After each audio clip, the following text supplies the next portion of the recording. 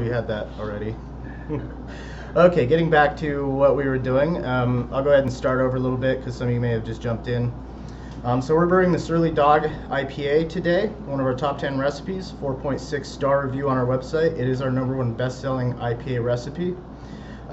It is a recipe and not a refill. Well, technically it's a refill, but the difference is that refills are just the standard refill, and then the recipes actually use a standard refill with some extra ingredients such as hops,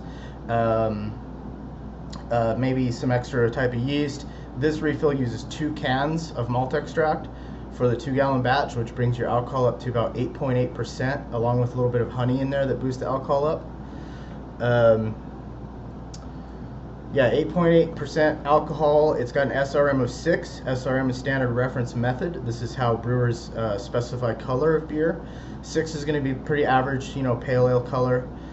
72 IBUs. IBUs are international bitterness units and explain how bitter the beer is. At 72 IBUs, this is going to be a fairly bitter beer, as most IPAs are.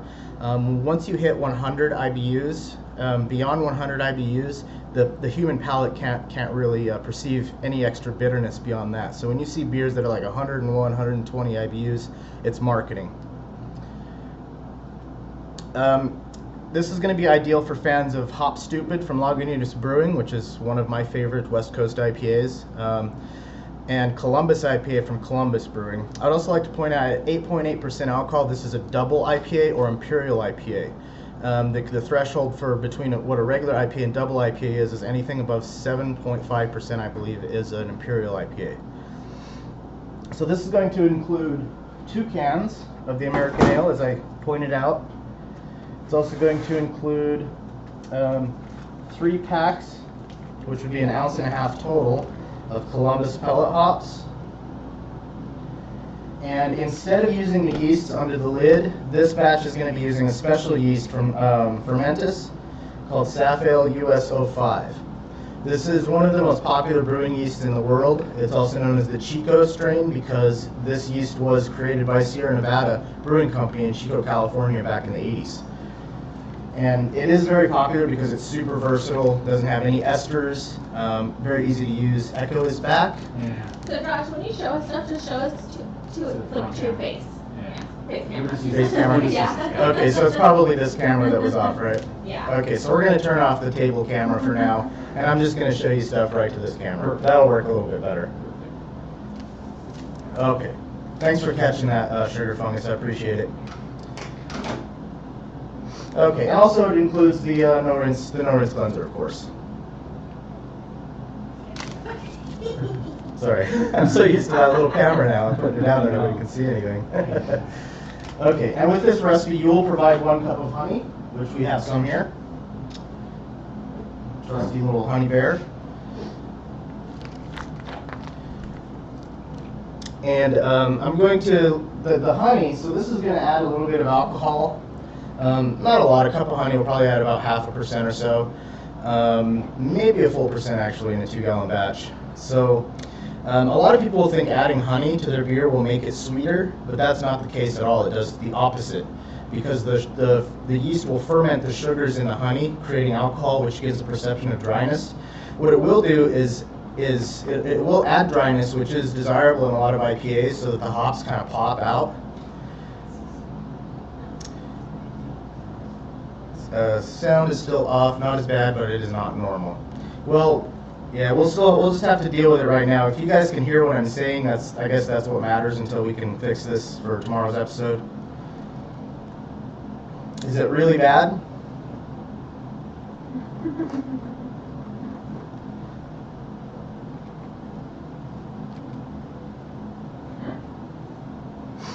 Like you're talking into a can.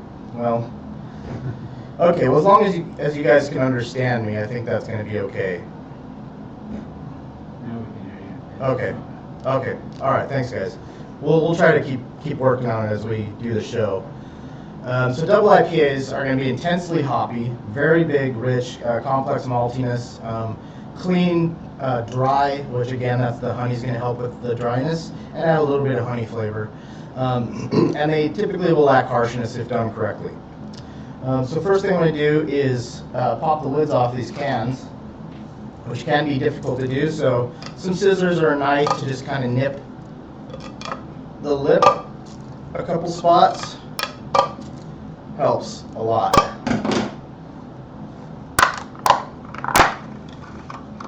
Okay, and we won't be using these yeast, so we're going to set them aside for another batch at another time. One more can. Now some of our recipes use even 3 cans. We have a couple recipes that are 10-11% alcohol, and I do advise keeping an eye on these recipes when you brew them. This one is included to be sure you're not overflowing too much, because you may have a little bit of overflow from the top of your keg. If that happens, don't panic. Just clean it all off the top, because it's only going to happen in the first 24 to 48 hours. Clean that all off, and then just continue fermenting. You don't want to have that stuff sticking around on there, because it'll mold, and that mold can get into your beer.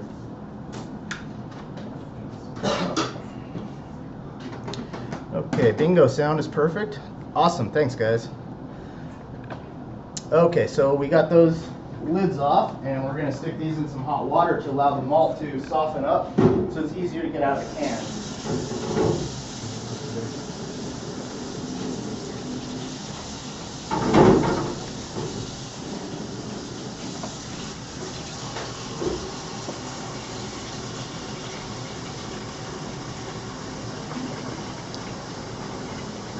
Okay.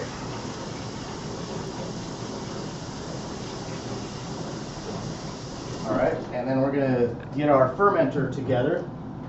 So I'll show you on this top cam, since our other one's down, how to put the spigot together correctly.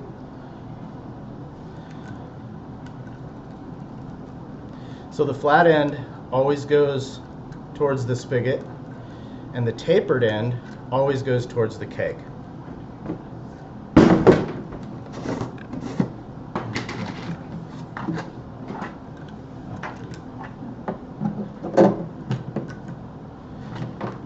Okay, always hand tighten these, never use any kind of tools that can risk breaking the spigot.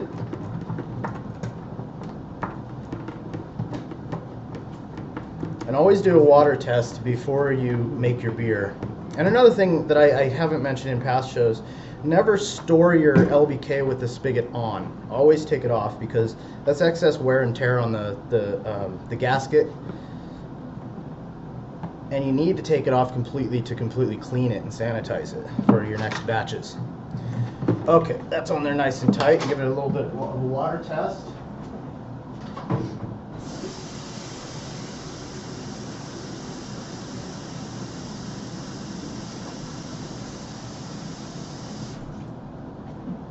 Now typically you want to fill this at least halfway up. I recommend all the way and do about 30 minutes or so. These have been previously tested, so I'm just making sure it's not going to gush out of there.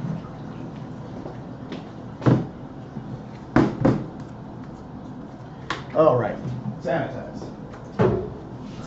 All right, so we're going to fill this up to the 1 mark on the back here. That's going to be 1 gallon. If you have our older kegs, it's going to be the 4 quart mark.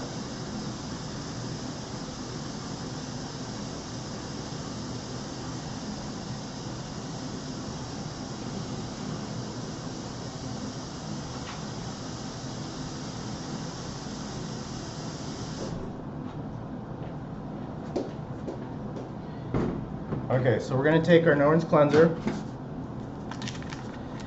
and we're going to use half of it.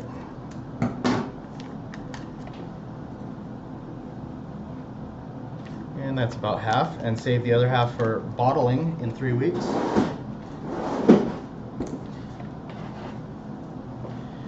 And we're going to put the lid on. First I want to show you, there are a couple notches on here that allow CO2 to escape during fermentation. So you want to shake this over a sink, because it will leak a little bit.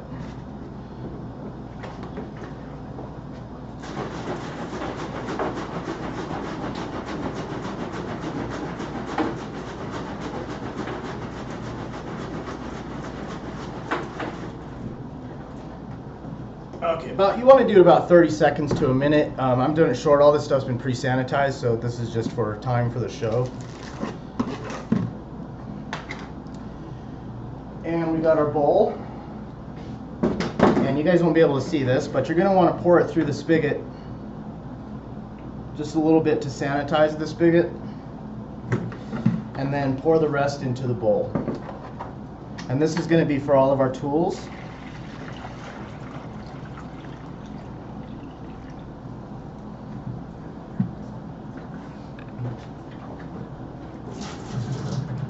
And our tools for this batch are going to include our handy can opener, our scissors for opening yeast and hops, and a nice spoon. This is a rubberized spoon to prevent any scratching inside the keg. I recommend using rubberized or plastic. If you do use a metal, try not to scratch the inside of the keg too much. This can harbor bacteria, and it's very difficult to clean, and your keg would need to be replaced if you got an infection.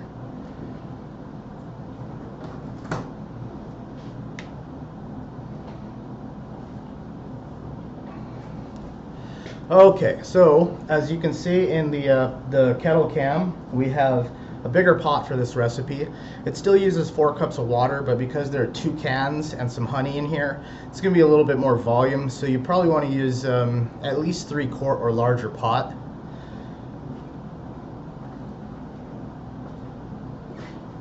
And you'll notice I'm not using the whisk today because I'm not dealing with any dry malt extract or booster.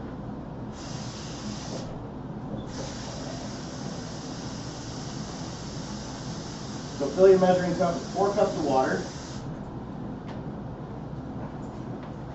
Once you start using more than 2 cans or a lot of extract in there, it's okay to add an extra cup or 2 to keep it from being too syrupy and to prevent scorching, because it can get pretty thick when you add all those extracts into 4 cups of water.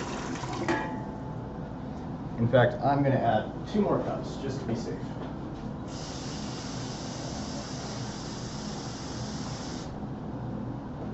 You just don't want to go above 8 cups of water because when you add it to your cold water in the LBK, you might not bring your temperature down to cold enough temps. So try not to use more than 6 to 8 cups of water.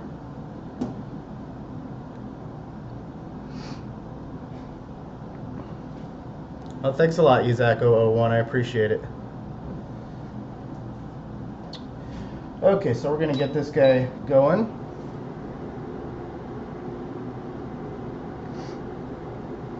And I'm going to get all of my other ingredients prepped. First thing, get our honey.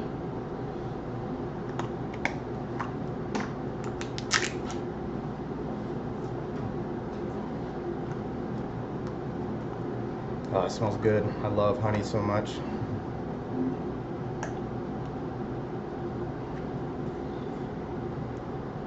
You know, it's going to be easier to just pour that out of there. That's going to take forever.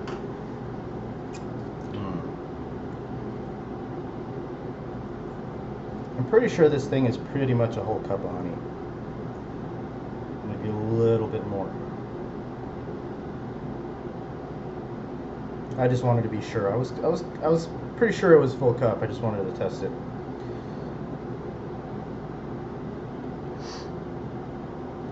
Yeah, this is organic honey. It doesn't really matter as long as the honey you use is I mean, it doesn't even have to be pasteurized because you're going to be adding it into the boiling or into the hot boiled water. So raw honey's fine. Raw honey though can still have some kind of particles in it that can cause haze in your beer. So some people will bring it up to a really low heat, you know, just about 140. You don't want to heat it too much for too long or it'll destroy a lot of those delicate aromatics. But just bring it up to about 120, 140, and just let it kind of foam up, and you want to skim the foam off the top. Those are going to be beeswax, bee parts, pollen, all kinds of other stuff that can haze up your beer. Okay, set that aside for now, and get our hops ready. So this beer uses a late hop addition, which I'll get into hop schedule at a later show. Today we're going to be talking mostly about which hop, how to choose the right hops for your beer. And I will get a little bit into hop scheduling for that, for the bittering hops and things like that. And I'm going to get a bowl for this. All right, so we got a muslin sack. You can use reusable nylon bags as well, as long as you clean them really well and sanitize them.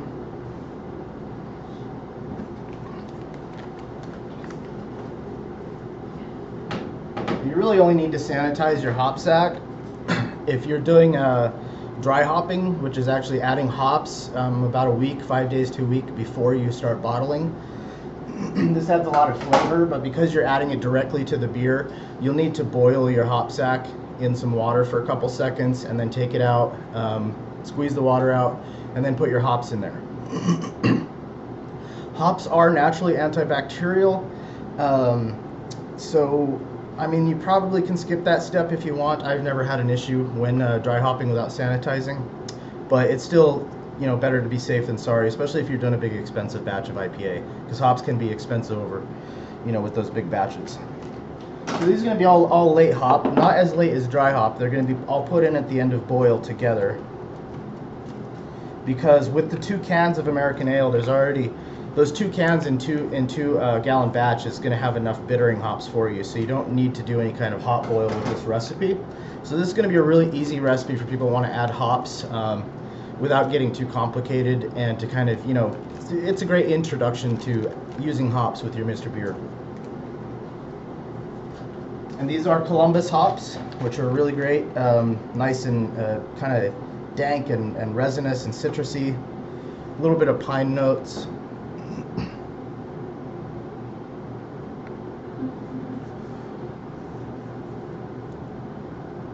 Okay, so we're going to get our hops and pour them into our hop bag.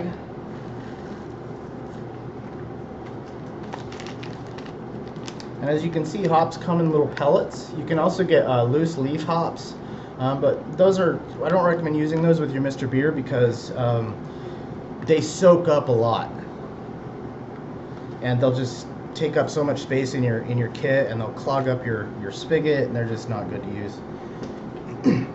If you're using our BrewMax or another larger fermenter, you could use whole cone hops, I suppose, but nobody really uses whole cone hops much anymore, unless it's from like a personal harvest. So go ahead and close that, and you want to close this loosely at the top so that the hops have a lot of room to move around in there, because they will expand quite a bit. And I'm just going to neatly cut this top frayed part off, make it a little cleaner.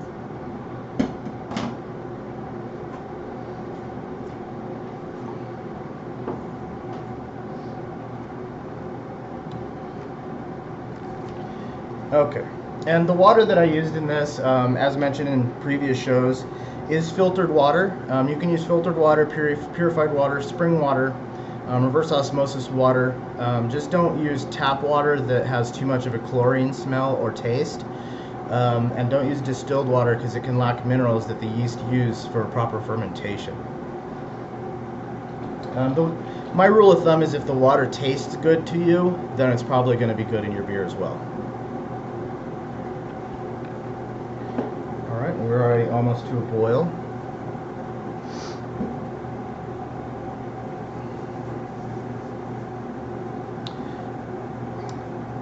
As Zach001 says, I think this one is way better than the Classic Light. Yeah, if you're talking about the American Ale can itself, I agree. Yesterday I was talking about my 3 favorite extracts, and that one is really good. It's got a lot more of that kind of cascade citrusy aroma, which is really great for this recipe too. Yeah, I agree, Isaac001. Spring water is pretty good. It typically has higher mineral content than some of the purified water you get in the store. Typically, depending on the spring that it's from.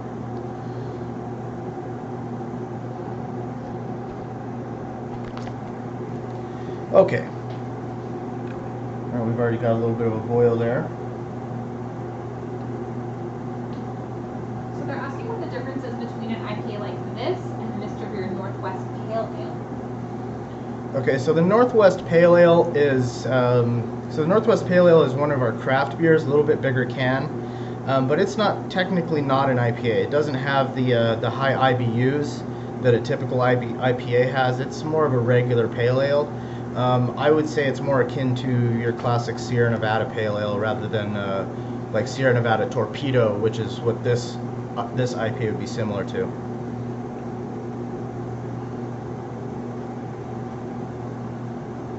Okay, we got a boil.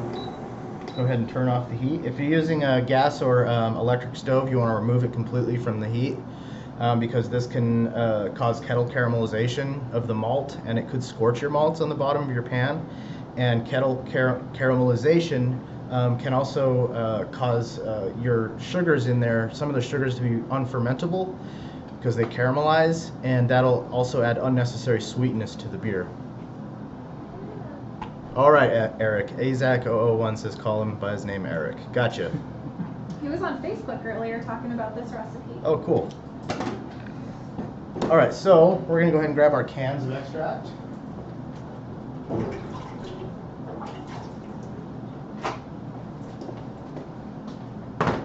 Our sanitized can opener. Of course, all of these cans you want to open from the bottom, because the top has this large lip, and I've had people actually call and they're upset that they can't open their can because of the lip, and they've tried and just turn it upside down. It's that easy. Seriously, people have called about that. Okay.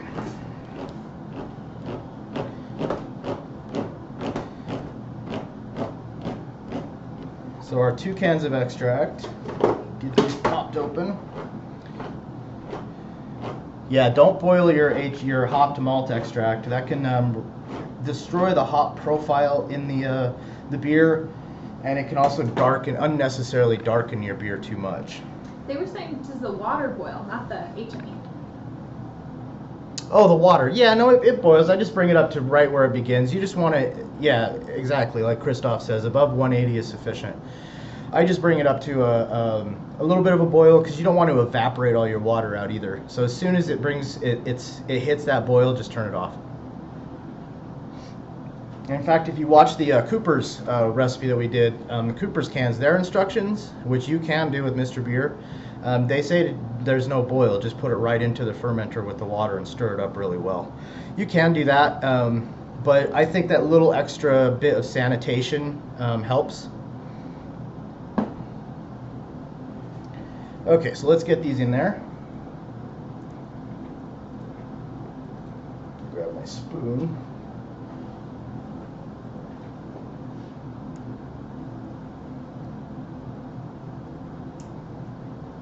Okay, and if you don't put these in hot water to let them soften up a little bit, it can be kind of like molasses getting it out of the can.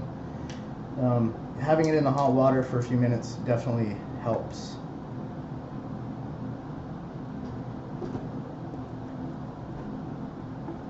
Okay, there's one. Stay. Okay.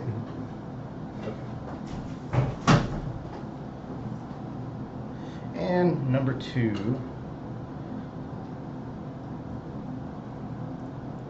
Josh, when do you add the honey? I'm going to add the honey right after the malt extract.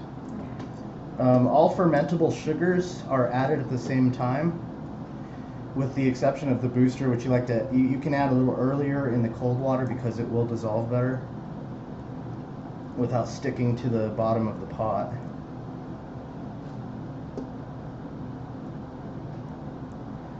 Okay. Now the honey.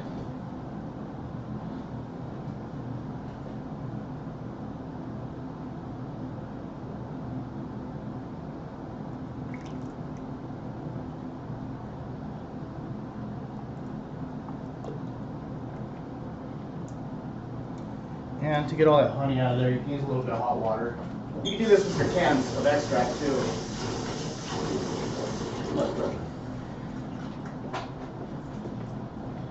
Okay. Just give that a little stir to get the rest of that honey dissolved. And toss that in.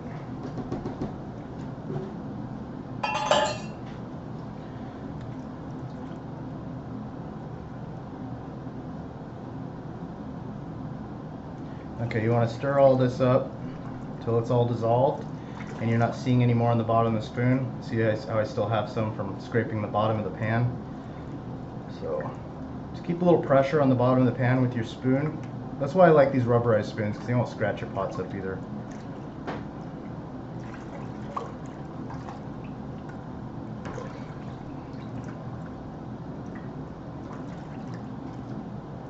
Almost there. And see, that's why I use this bigger pot. If I had used my regular, I think it was like 2.5 quart pot, it would have been right at the very top of the lip. Very difficult to manage. So always keep in mind that you're using the correct size of pot. You don't want to use a really big pot. It's not really necessary with our kits, like, you know, a big 8 quart, 10 quart stock pot. The reason being is because there's going to be a lot of surface area on the bottom, and all your beer, it's going to all be spread out, and that can cause your beer to scorch with all that malt just kind of spread out along the bottom. Okay, so we've got that done.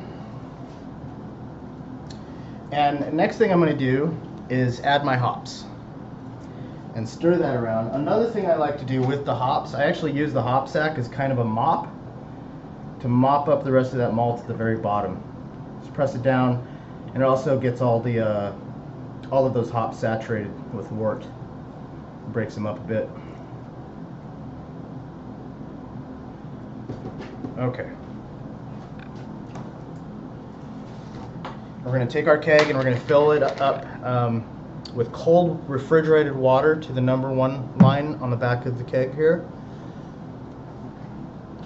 And I have some cold refrigerated water here. You want to use cold refrigerated water so that when you add the hot wort in, it's going to bring you to about 65-70 degrees, which is optimal temperature for yeast to be pitched into the beer.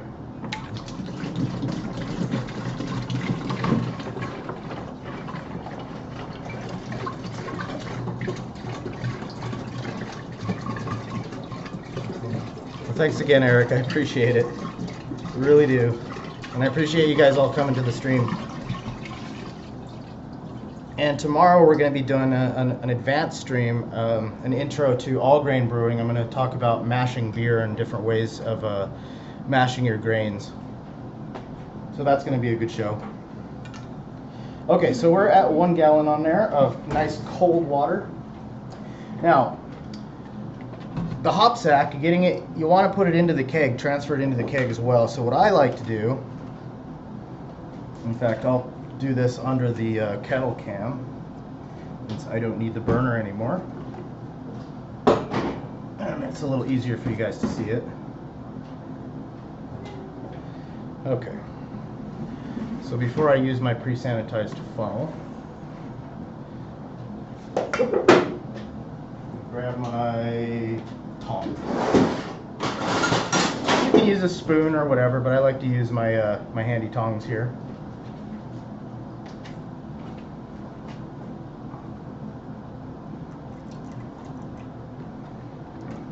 And then carefully just move it over and drop it in. And now, with my funnel, go ahead and pour the beer.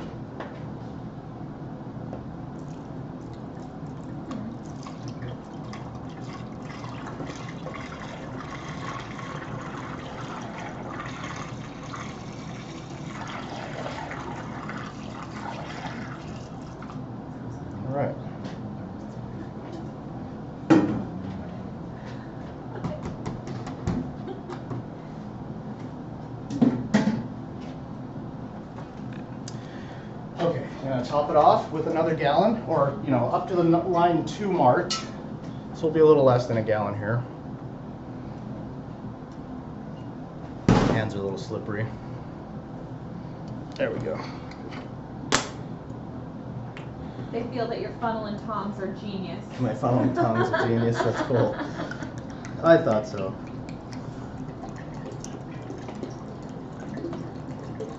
And because there was more malt in here, it's not going to take too much water to top it off to 2 gallons. This is a really dark cake, it's kind of hard to tell. A little bit more.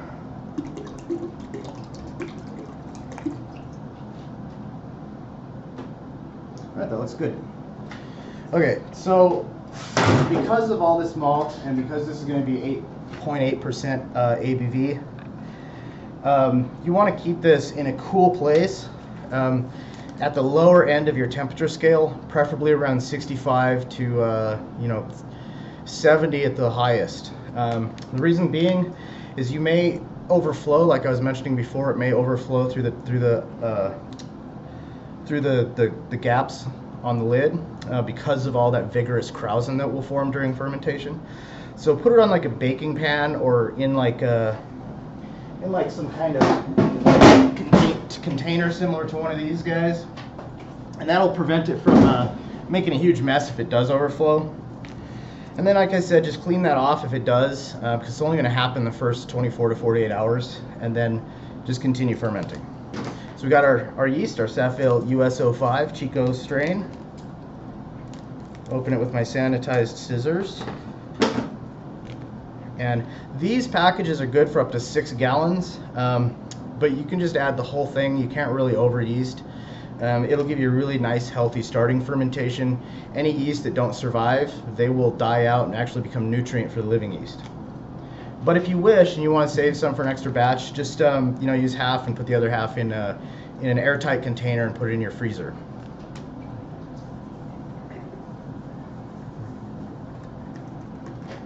Now I did forget to stir that up a little bit, but no problem. The yeast are still going to find the sugars, but typically you want to stir that up and aerate it a little bit so that the yeast can have available oxygen. You don't stir after you pour the yeast in because you want it again to stay at the top so it does have that available oxygen to begin fermentation properly.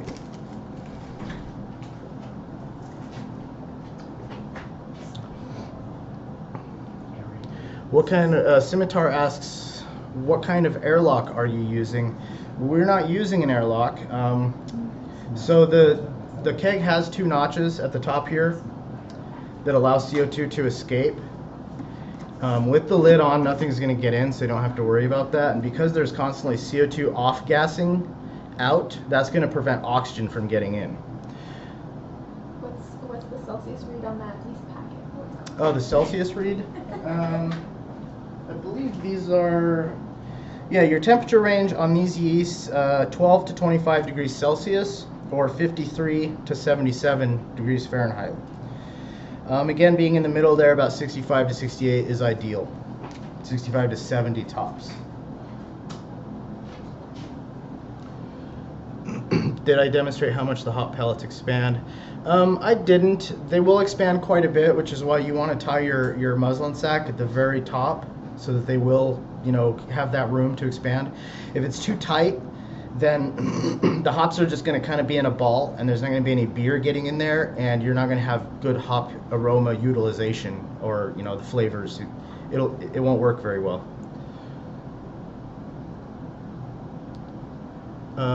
Paras 110, is it pellet hops? Yeah, pellet hops are the primary hops used.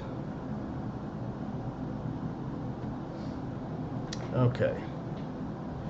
All right, so I'm going to start moving on to choosing hops for your beer. One question as to whether this was a new Cooper's kit or an old Mr.Beer kit? I don't think the person knows it's a recipe. We tell them. No, this is actually a recipe. So this uses our American ale can. So this would be our standard American ale. It uses 2 of these and a specialty yeast and extra hops. So when we mix and match and do things like that with the different cans or hops, those are recipes as opposed to our standard and deluxe refills, which are just the basic refills. And I also want to get to a question on our community forums here. Mike, Mini Yoda wanted me to ask because he was not able to make it today, but he had a question. So Mini Yoda asked, considering the beer that is being brewed with high hops, how does conditioning time become an issue? Conditioning in our case means aging. Is it best to drink it sooner and not wait many months because the hop oils can break down? Yes, it is best to drink it soon. IPAs are typically consumed fresh because hop oils are volatile and they break down over time, and they'll reduce, leaving your beer just kind of malty and a little bit grassy.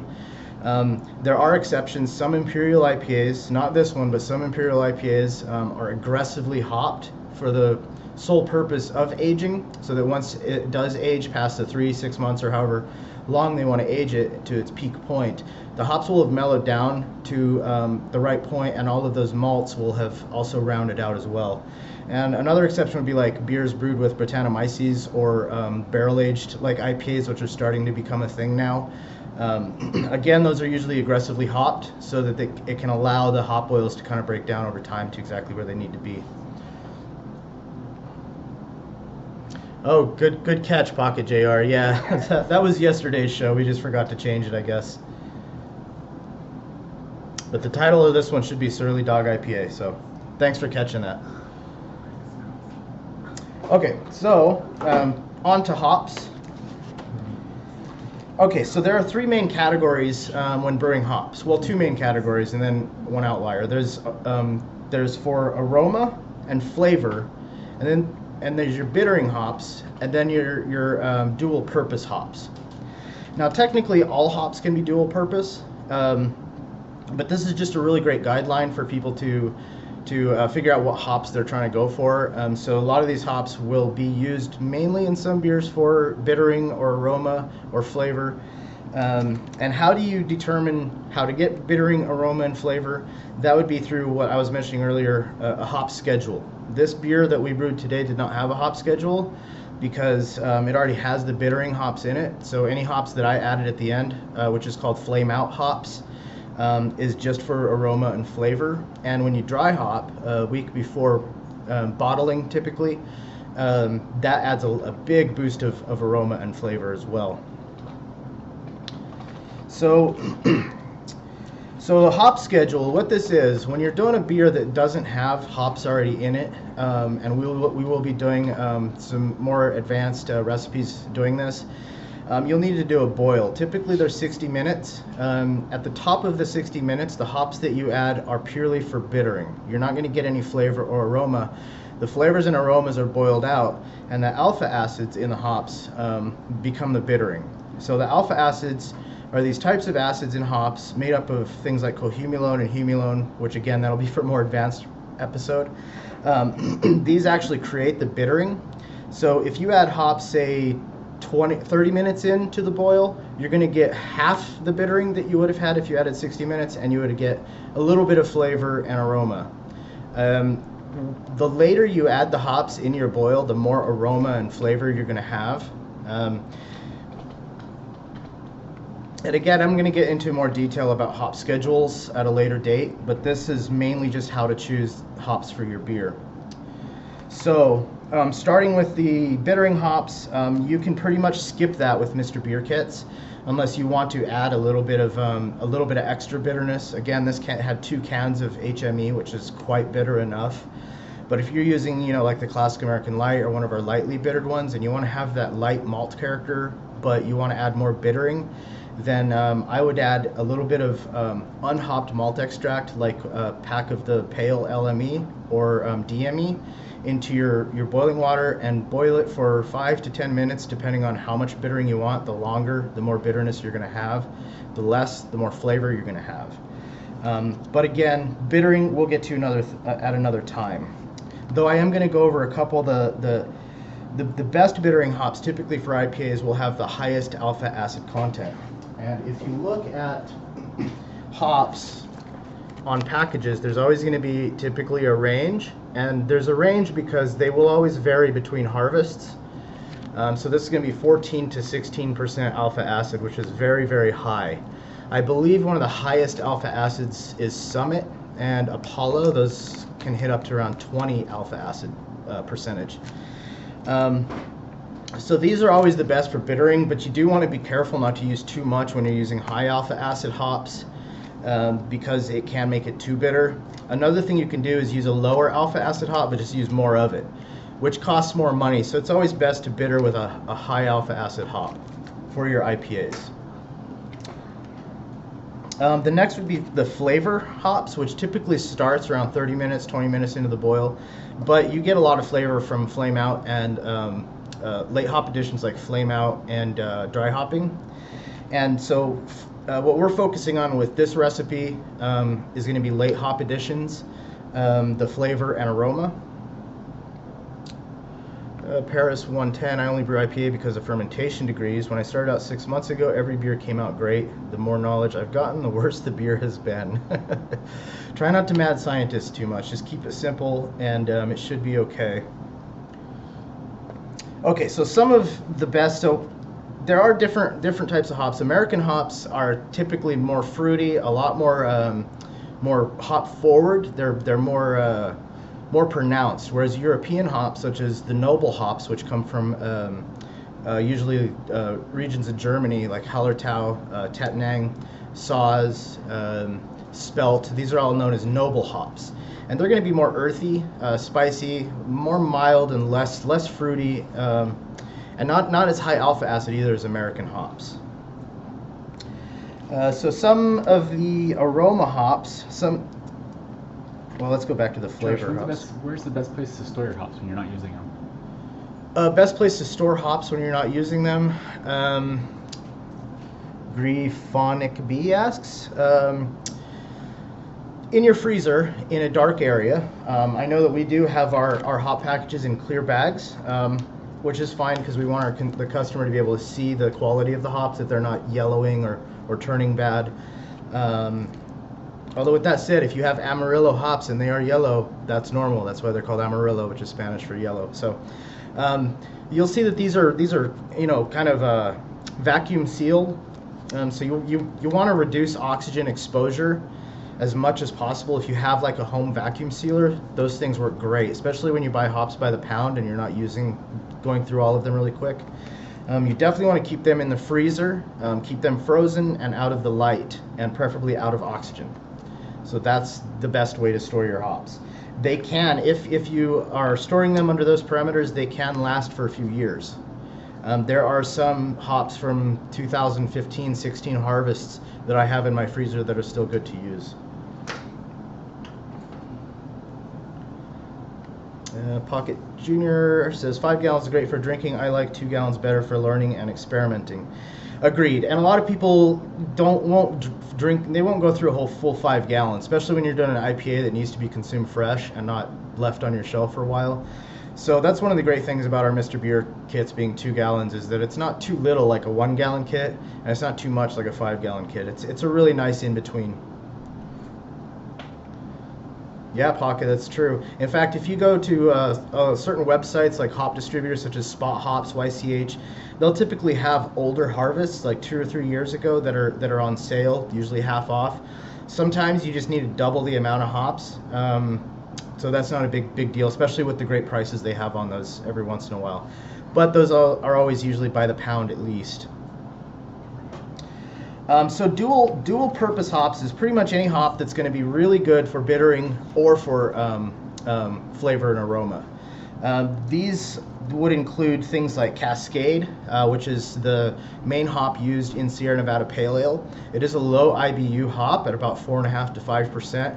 So it's not going to give you really big IPA flavors. So what I would do is use like Columbus, a high alpha hop for bittering, and then Cascade for flavor and aroma. But it is dual purpose. You can use it in pale ales. It's great in wheat beers, giving kind of a citrusy grapefruit note. Cluster, Equinaut's an interesting hop. It used to be called Equinox, and I do believe we have that on our website, right? We do sell Equinaut, yeah. It used to be called Equinox, then they changed it to Equinaut, Ekuanot. And it's an interesting hop. It's kind of fruity, a little bit tropical, but it has this interesting kind of fresh green pepper finish to it, which is great. And I love that in wheat beers. Mosaic hops is one of the most popular hops on the market right now, and we do have that on our website as well. It's called Mosaic because it has a mosaic of flavors, literally.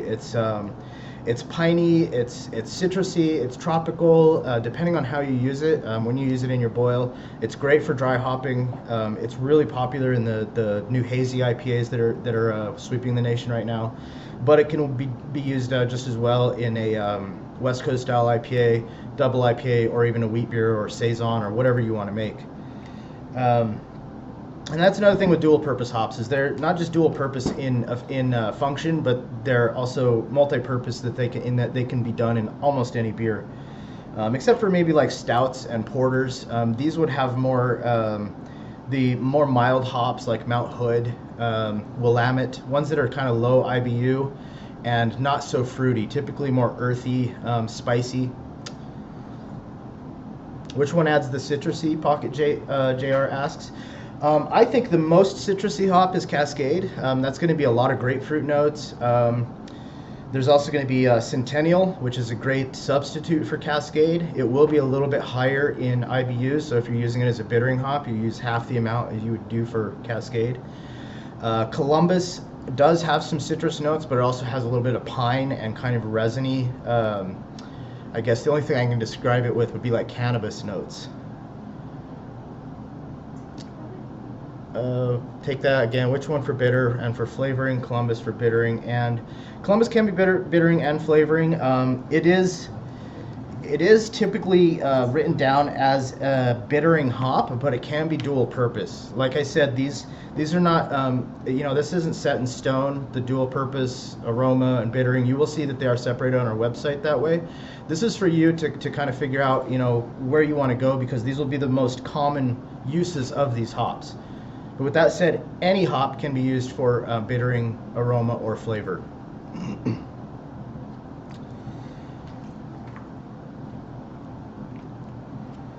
Okay, and I want to go through some more hops here.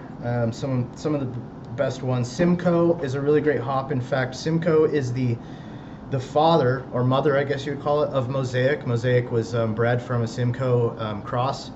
And it's going to be very, very piney. It's one of my favorite hops for IPAs because I kind of like the Northwest style piney IPAs. El Dorado is a great hop. We did, what was that beer that we had? The Lost City of Gold? City of Gold, I think that was called. The El Dorado. We might have discontinued that one too. I don't remember. But El Dorado is... Yeah, something like that. Golden Empire. Golden Empire IPA. Yeah. We actually took some of that to the National Homebrew Conference last year, and it was a big hit. It used purely, I think it was a long play IPA, and then it used purely El Dorado hops. And El Dorado hops can be very candy-like, kind of like Jolly Rancher-ish. Really, really kind of, not sweet, but that kind of fruity, bright candy flavors. You Don't Know Me says juicy tropical IPAs are my fave, and Pog Jr. says juicy ? Yeah, so juicy tropical IPAs. So that's that's gonna be like Mosaic.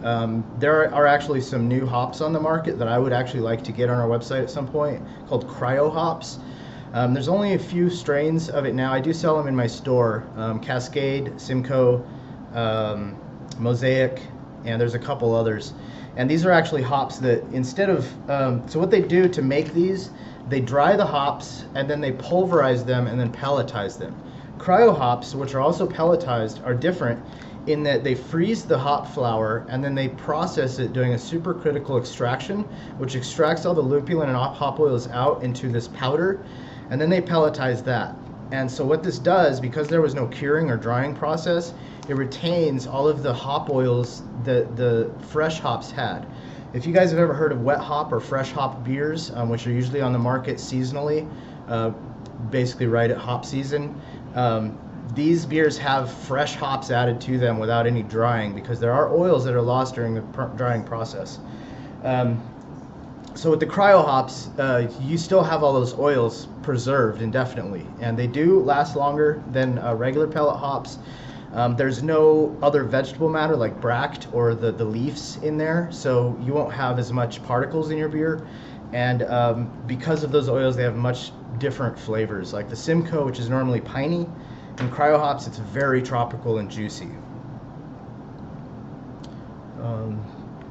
And yeah, thanks for posting the Golden Empire IPA. I really liked making that beer. It's a really good one. All right, looks like we got about 5 more minutes here. Does anybody else have any more questions? Oh, and before I quit, I want to talk about Falconer's Flight, which is on our website as well, and it's also in our Witch's Flight beer, which is probably my #1 beer on our website, or my #1 recipe. And it's just a bewitched amber ale, a golden LME, which is a wheat LME, and some Falconer's Flight hops. So Falconer's Flight isn't a hop; it's a hop blend that was created, I believe, in 2010 in honor of a guy named Jay Falconer, who was a prominent brewer in the Northwest who passed away from cancer. And so they made the Glen Hay Falconer project or foundation. So any purchase of Falconer's Flight hops from the suppliers, portion of that proceeds goes to brewing scholarships for potential professional brewers. So in Falconer's Flight, it's a combination of Citra, Simcoe, and Citra, by the way, is an extremely fruity hop, and we're trying to get more in, but it's very difficult to obtain because it's a proprietary hop, so only a few farms can grow it, so it can be hard to get. But Falconer's Flight's got Citra, Simcoe, Sorachi Ace, which is a Japanese hop that you will know it in Sapporo. Sapporo beer created that hop many, many years ago, and it's kind of lemony, really interesting hop in like saisons or IPAs. And it also has Centennial and some experimental varieties. And then there's another blend called Falconer's Flight 7 Seas, which we used to carry, but we don't have anymore. I don't know if they're even making it, but that was basically just all the sea hops: Cascade, Citra, Crystal, Columbus, Centennial, etc. Uncle Beep says, I've made this a few times. Not a big IPA fan. I cut the recipe in half, call it Puppy Dog IPA. It rocks. That's awesome, man. Great idea. Great name, too. So how long does this brew keep? Do I leave the hop sack in until I bottle? Yes, you will leave it in until you bottle. Just so it gets all those flavors and aromas in there. And then you'll just go ahead, when you're bottling, just go ahead and take it out. You don't have to squeeze or anything. Just take it out with your tongs, sanitized tongs. That way it doesn't clog your spigot when it gets down to the bottom. Griffonic B says, Witch's Flight is so good. Yes, it is. I love that beer. We may do a batch of that here on the stream soon too. If your tap water is not so good, what bottle water should I use? Again, you want to do spring water, purified water. Spring water tends to be the best because it has, like I was saying earlier, it can have a little bit more minerals than the other waters, which can not only help the yeast but can also affect the mouthfeel of your beer. Do I create the rest? You don't know me. 44A says, do you create the recipes yourself? Yes, I do. It's not too difficult if you understand the function of the hops and the malt. And I also have a couple of different types of software like QBrew and Beersmith that I use to kind of help come up with the numbers. You know, your alcohol by volume, your gravities, your SRMs, and things like that.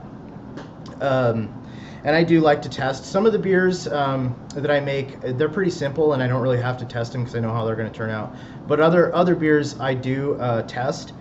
Funny thing about the Witch's Flight, actually, it was made purely by accident, or not by accident, but just it wasn't on purpose.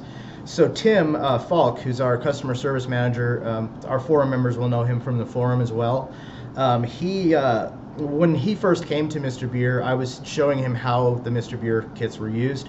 So I was running through a batch, and I just grabbed whatever I could find. So I grabbed a Bewitched, grabbed a Golden, grabbed the hops, not really intending it to, come out good, and it just came out amazing. It was so good that we decided to give it a name, and since it was around Halloween, we decided Witch's Flight was a great name because it used the Bewitched Amber Ale, and put it on the site, and it's been a very popular recipe ever since. Do I have a recipe for a good lager? We do have some good lager recipes on our website. If you go to MrBeer.com, and we have a sidebar that has all the different, if you click on recipes on the sidebar, look through for lagers and click that, and it'll show all of our lager recipes. Keep in mind that some of our standard kits, like the Oktoberfest lager and American lager, they actually have an ale yeast because they're easier for beginners to use. Because lagers have to be fermented at 45 to 55 degrees, and then sometimes they need to go through a 3-day diacetyl rest as well. But with that said, we do have some great lager recipes on our website if you're able to brew at those lower temperatures. Yes, lager is hard to do because of fermentation. Paris 110. It's kind of funny too because lagers, pilsners are pretty mild beers. They're not really outstanding as far as flavors go. I mean, I love a good crisp pilsner. They're so clean and tasty, but they are very difficult to make. 3-day dia what? Okay, so I'll just go over that really quick before we shut out.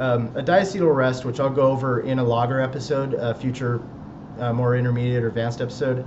A diacetyl rest is, so you'll ferment your lager for 3 weeks, and then after that, for 3 days, so you ferment for 3 weeks at 45 to 55 degrees.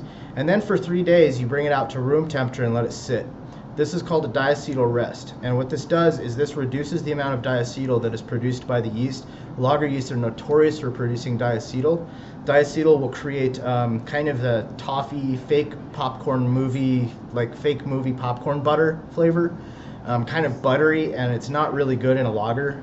Small amounts of diacetyl are acceptable in some beers like stouts and porters, but not lagers.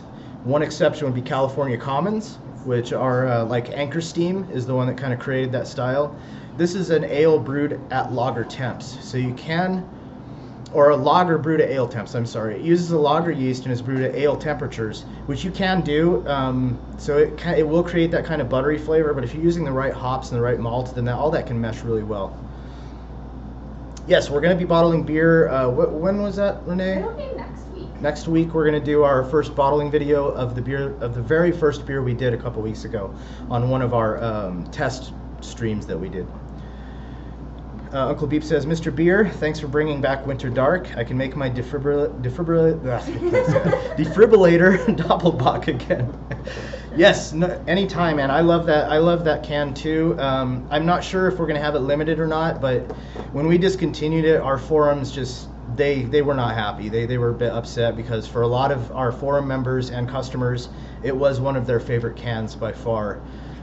So we do have the Winter Dark available now on our website. I'm not sure if we brought up any of the recipes that used, did we? I'm not sure. Okay, there might still be some in the archives at the bottom of our website, so you can check that. Otherwise, if there's a particular recipe that we had using that can and you would like to make it but it's not on our site, give us an email and we'll look it up for you and send that recipe over.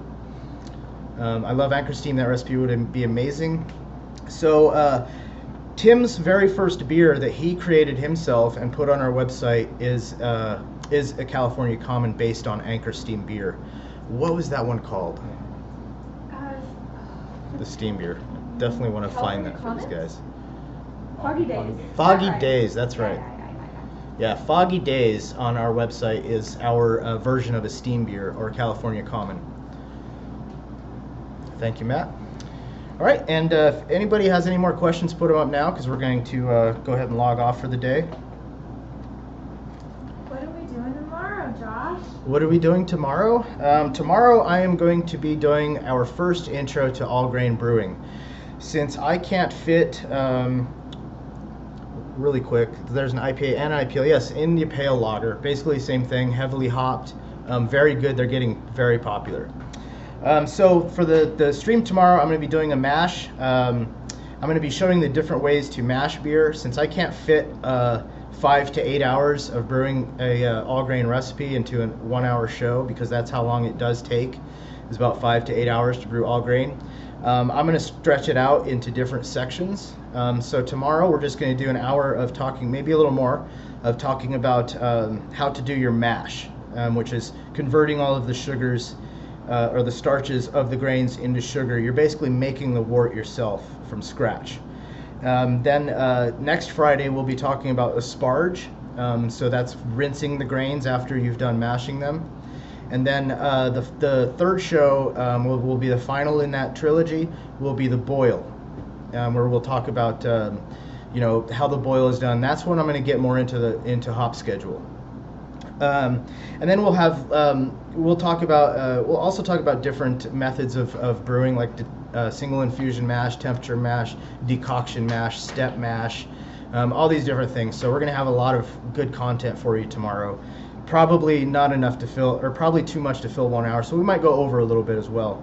And I think you guys will be interested, especially you guys that have been wanting to go into all grain but haven't jumped into it yet. It can be intimidating for some people, but trust me, if you can make a glass of tea with a tea bag, you can do all grain beer. I want to thank you guys for joining us today. Thanks for interacting on the stream, and check us out tomorrow at 2:30. I want to implore you guys, if you haven't done it already, to go to the top of this Twitch stream, click the follow button. That way you'll be notified anytime we go live. This looks like Breaking Bad. Oh, thank you, Anthropot. That's hilarious. That's a good show, by the way.